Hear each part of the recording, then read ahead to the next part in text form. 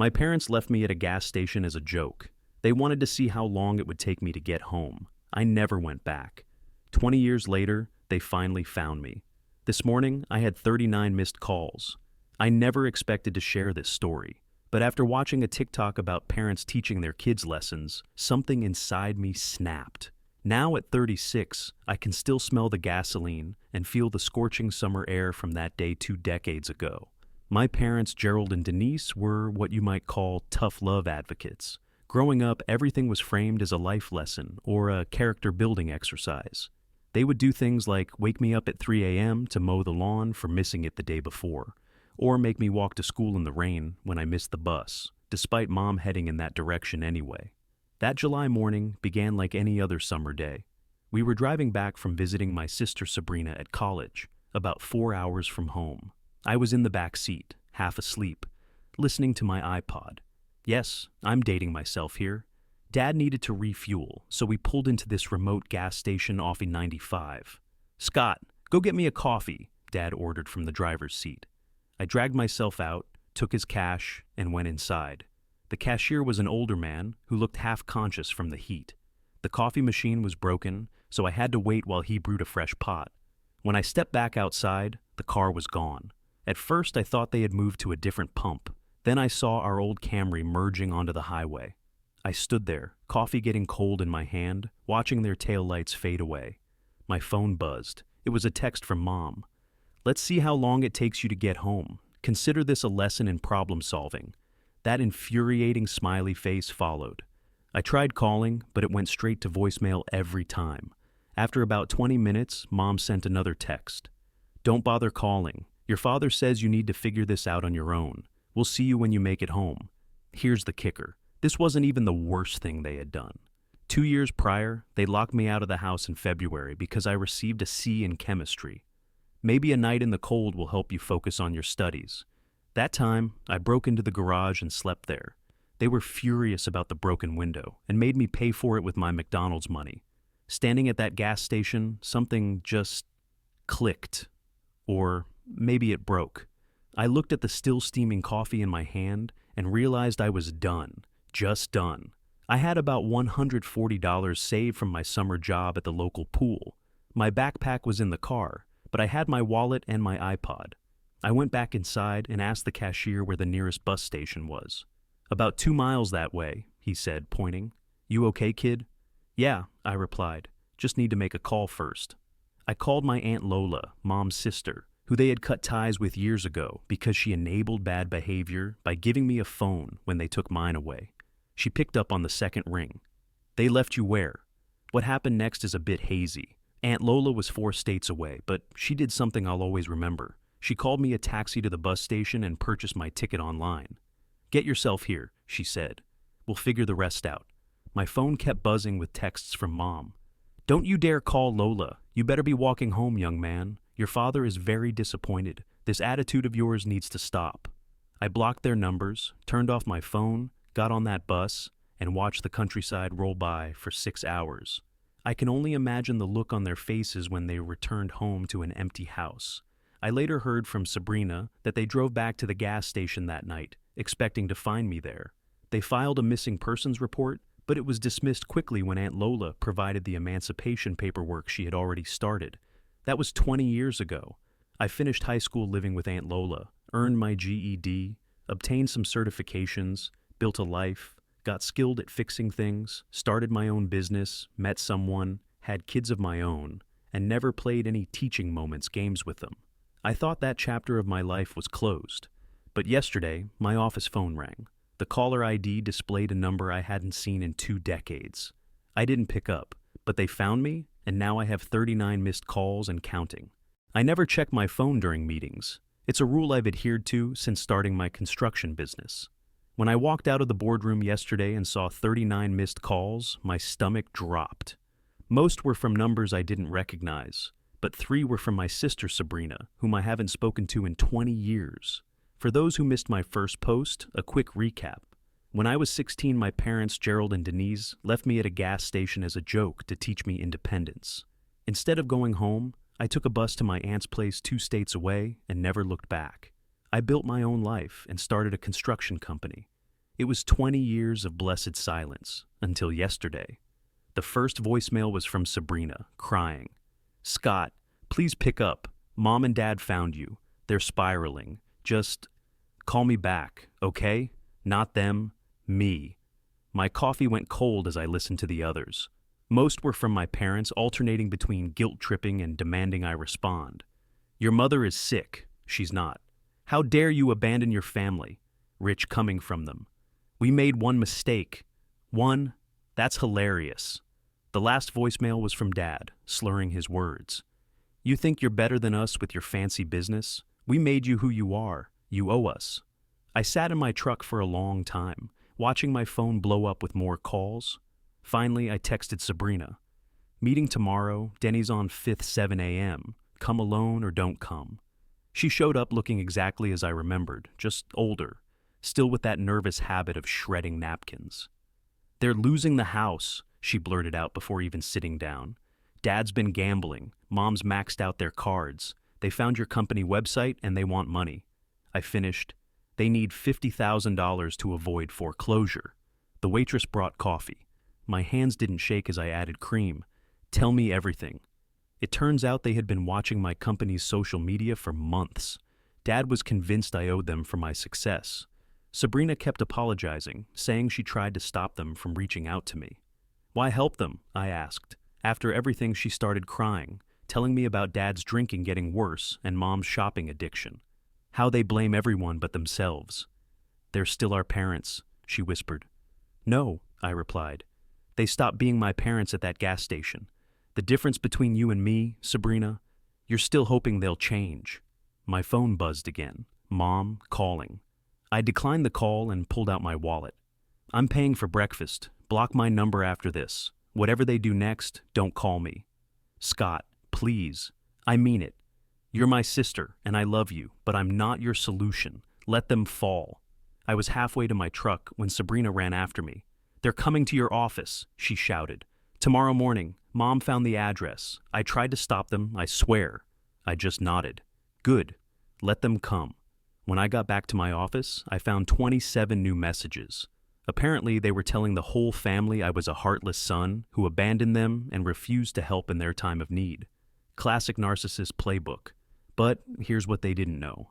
I had spent the last 24 hours making calls of my own. It turns out their mortgage is owned by a bank I've worked with. They are 3 months behind on payments, and the foreclosure process has already started. Tomorrow morning, they'll walk into my office thinking they have leverage. They'll think they can shame me, manipulate me, and force me to be their retirement plan. They have no idea what's coming. I've scheduled a meeting with my lawyer first thing. By the time they arrive, everything will be in place. They want to see what I've made of myself? Fine. Let them see exactly who their son has become and what happens when you push someone too far. I'm not that scared 16-year-old anymore. I'm not running, and I'm done playing nice. I'll update tomorrow after they show up. Something tells me it's going to be quite the show. Edit. For those asking, yes, I'm recording everything. Yes, I have security. No, I won't back down. They made their choice 20 years ago. Now it's my turn. Edit 2. Stop DMing me about forgiving family. You didn't live through what I did. Blood doesn't excuse abuse, and trust me, the gas station was just the tip of the iceberg. Update 2. Hey Reddit, a lot has happened since my last post. I wasn't planning to update so soon, but after what went down yesterday, I need to get this off my chest. I was in my office going through invoices when Jenny, our receptionist, called. "Scott, there's a couple here insisting on seeing you. They say they're your parents." My stomach dropped. I had been expecting this since they found me, but it still hit hard. I told Jenny to send them up. Might as well face this head on. Through the glass walls of my office, I saw Gerald and Denise walk in. They looked older and worn down. Dad's trademark mustache was gray now, and Mom's dyed blonde hair couldn't hide the deep wrinkles around her eyes. They were dressed in their Sunday best, the same cheap dress Mom wore to church and Dad's ancient brown suit that never fit right. The moment they walked in, Mom burst into tears, not the quiet kind, but full-on theatrical sobbing. "My baby boy, look at you all grown up." She tried to hug me. I stepped back. "Let's keep this professional," I said, gesturing to the chairs. "What do you want?" Dad puffed up like he always did when he was about to start preaching. "Now, son, Is that any way to talk to your mother after all these years? Cut the bullshit, I interrupted. You didn't spend 20 years looking for me because you missed me. You found me now because you need something. What is it? Mom's crying grew louder. How can you be so cruel? We made one little mistake. A mistake? I laughed, though it wasn't a happy sound. You left your 16-year-old son at a gas station 200 miles from home as a joke. Then you drove off laughing, saying, "Let's see how long it takes him to get home." That wasn't a mistake. That was the last straw after years of your sick games. We came back for you, Dad shouted, standing up. We drove back after an hour, but you were gone. Yeah, I was gone, and I stayed gone. Best decision I ever made. I pulled out my phone and pressed record. Now, state your business or leave. That's when the truth came out. Between Mom's sobs and Dad's angry outbursts, they explained their situation. They had taken out a second mortgage on the house for Dad's foolproof investment scheme, and now they were 6 months behind on payments. The bank was foreclosing. "You've done so well for yourself," Mom whimpered, gesturing at my office. "Surely you can help your own parents?" I let them finish, then reached into my desk and pulled out a folder. "Funny you should mention the house. See, when I heard you were looking for me, I did some digging, found out about the foreclosure, so I had my company buy your mortgage debt from the bank." The silence was beautiful, their faces transformed from confusion to shock to fear. "What does that mean?" Dad's voice had lost its thunder. "It means you have 30 days to vacate the property. My company acquired it legally at auction last week. We're demolishing it for a new development project." Mom started wailing while Dad's face turned purple. "You can't do this. That's our home. Like the gas station was my home? At least I'm giving you 30 days. You gave me 30 seconds. Dad lunged across the desk, but I stood my ground as security rushed in. I had them on standby, and they swiftly dragged my parents out. Mom screamed that I was evil, that I'd rot in hell, while Dad threatened lawsuits. I just watched through the glass as they were escorted away, still recording everything. My phone buzzed with a text from Sabrina. "They just called me crying. What did you do?" I typed back, "What they taught me to do. Look out for myself. I've spent 20 years building myself up from nothing. Now, I'm going to use everything I've learned to tear down the house that was never truly a home. The demolition starts next month. I'll update when it's done. Edit. My aunt, Mom's sister who took me in, just called. She's proud of me. That means more than revenge ever could. Final update. First, thank you all for the support on my previous posts. I never thought my story would get this much attention. What happened in the last few days? Well, let's just say karma finally caught up with them. After I bought their house at the auction, legally through my company, my parents Gerald and Denise completely lost it. They started calling every single relative, telling them how their ungrateful son was throwing them out on the street. Thing is, they didn't expect me to have proof of everything. Remember those old Nokia phones that could record calls? I kept one from back then. Had their prank recorded, them laughing as they drove away saying, "Let's see how long it takes him to get home." I've kept it all these years. I also had a whole folder of old birthday cards filled with lovely messages like, "Maybe if you weren't such a disappointment." I saved up 20 years of documented emotional abuse, all neatly organized. Yesterday morning, I mass emailed everything to the entire family. Every single relative got to hear that recording, see those cards, and read the text messages. By noon, my sister Sabrina called me crying. It turned out dear old Mom and Dad had been painting a very different picture all these years. They told everyone I ran away because I was on drugs. Classic. But here's where it gets interesting. Remember how I said I was going to demolish their house? Well, I did exactly that. I had the permits ready and everything. I called them to come watch. They showed up with my Aunt Lola, Mom's sister, thinking she would talk some sense into me. Instead, they got front row seats to see their precious house get torn down. Mom was screaming about her garden while Dad was threatening to sue. With what money, Gerald? I stood there, drinking my coffee, watching them lose it. 20 years of their abuse, gone in 2 hours. The look on their faces when the bulldozer went through Mom's prize-winning rose garden? Priceless. But I wasn't done. That land is actually in a decent location. Instead of some fancy development, I'm building affordable housing. 20 units, reasonable rent. Priority will be given to single parents and their kids. I already got the plans approved. The best part?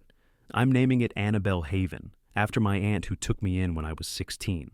She passed away last year, but she would love knowing her name is on something that helps people escape bad situations. Mom and Dad tried to rally the neighbors against me, showing them childhood photos of our happy family. Too bad those neighbors remembered how they used to hear me crying at night. One of them, Mrs. Henderson, even came up and hugged me, saying she always regretted not calling CPS. This morning was the final showdown.